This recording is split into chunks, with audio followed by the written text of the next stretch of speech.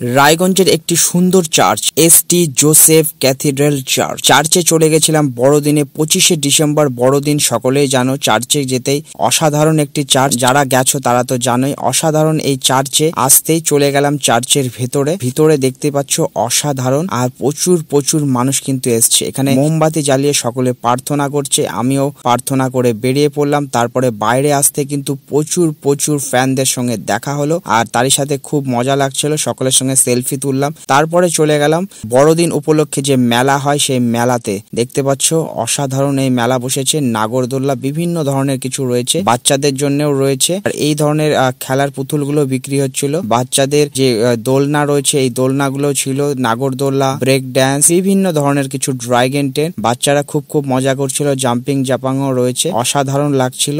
মেলা ঘুরে আবারও চলে এলাম সেই চার্চের দিকে। চার্চে আসতে এখানে কিন্তু প্রচুর মানুষ, তারা ছবি তুলছিল, অনেকে এসেছিল, আর তোমরা আশা করি আসছিলে। আর চার্চের বাইরের এই দৃশ্যগুলো অসাধারণ লাগছিল। অনেকে এসেছিল ফ্যামিলি, তারা কিন্তু ফ্যামিলি নিয়ে মাঠে বসে খাওয়া দাওয়া করছিল।